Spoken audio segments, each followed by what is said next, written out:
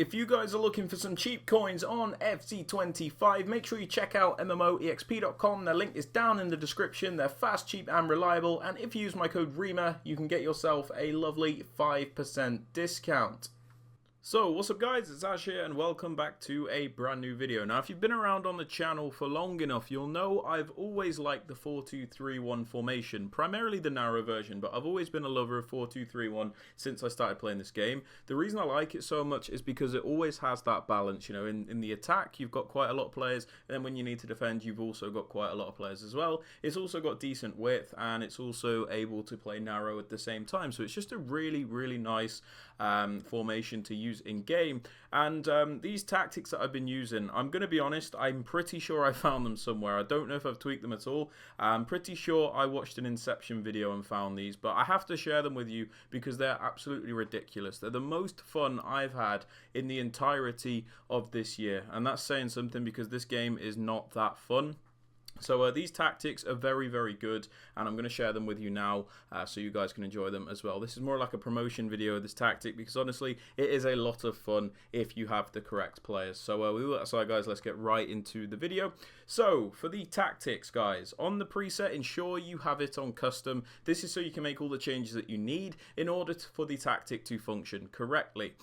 So if you have this on custom, you'll be able to make all the changes that you need. For the formation guys, we're using the 4-2-3-1 wide. So this is the one with the left mid and the right mid. The reason being is it has better rolls and performs a bit better than the narrow version in this game. But we'll get onto that when we get onto the rolls specifically. So it's the 4-2-3-1 wide here. For the build-up style, guys, I do highly recommend balance. The reason for this is you seem to have a lot more variety in attack. So this formation itself can be pretty good with AI if you set up the rolls correctly. But by having this on balance, you kind of get even more out of the players because sometimes they'll make that run when appropriate, and other times they will come short for that short passing option too. So I really like balance, but if you guys prefer to use something like counter or short passing, then that is also absolutely fine, of course.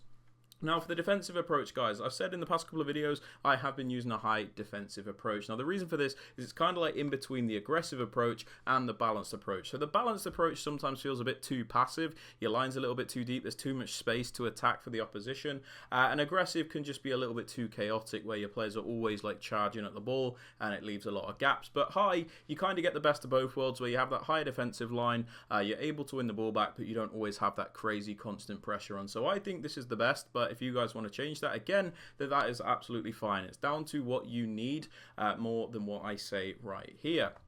Now, moving on to the roles. This is where this formation is so good because if you can manipulate the roles and the players you use, this formation becomes an absolute pleasure to use. So, without the ball, guys, this is what it looks like. One thing you should know about tactics in this game is no matter what formation you use, without the ball, it will always defend in that formation. So, if I was using a 3-4-1-2, it would defend in a 3-4-1-2. That's just how it works in this game. So, we already have the advantage of that with the 4-2-3-1 because it is a nice defensive shape, you know, with the 2 DMs, the 4 at the back, and then also those wide midfielders as well as an extra layer of protection. So it is a really nice shape by default, which is obviously a very positive thing.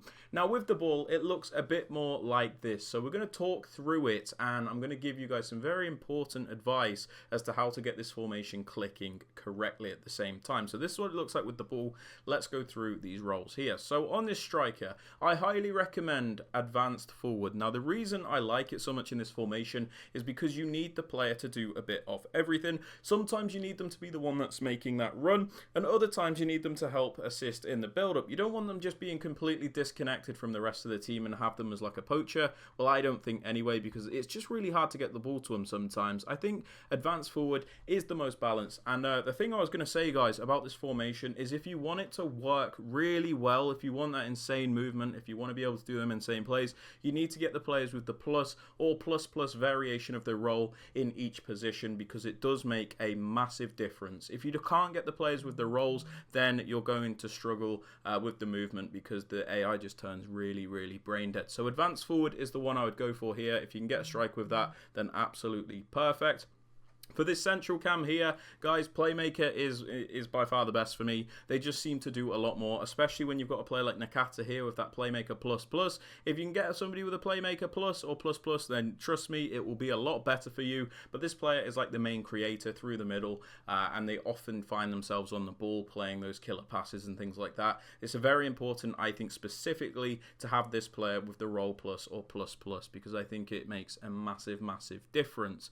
Now, for the right mid and the left mid, guys, we pop them on the wide Playmaker role, and we leave their focus on attack. So this actually makes these three here attack as if we're in more of a 4-2-3-1 narrow from previous games, which is a really, really good shape to have. These players here get in fantastic positions, and I think apart from like the cam, I think if you're going to get somebody with the role plus or plus plus, this is the most important. Now, for example, I wouldn't always use Alex Iwobi, right? I don't think his card's insane, but he's one of the only decent players with this wide Playmaker role on the right-hand side that is not crazy expensive. And trust me, it does make a massive difference. So wide Playmaker plus is fantastic because they get into these positions where you can either Trivella, or you can play through balls, or you can run down the wing. You have a lot of options to make with these wide Playmakers. It is really, really good to use.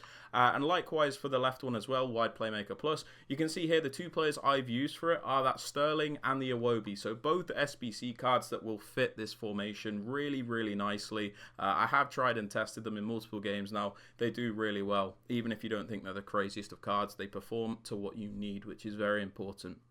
Now, moving on to the 2DMs, also important because this is where you're going to get the ball back a lot of the time, even when you are attacking and you lose the ball. These two holding midfielders here are very, very crucial for this formation to be effective in the defense. So if you have players like players that have holding plus or holding plus plus, this is fantastic for them because it basically means they act as that extra protection line in front of the defense. So they sit nicely there. They're always breaking up the play, always causing trouble for the opposition attackers, and then when you get on the ball, they also give you a nice base to attack from. You know, you can either switch the ball between these two DMs, or you can play it forward. It just gives you a lot of passing options going forward without them committing too far.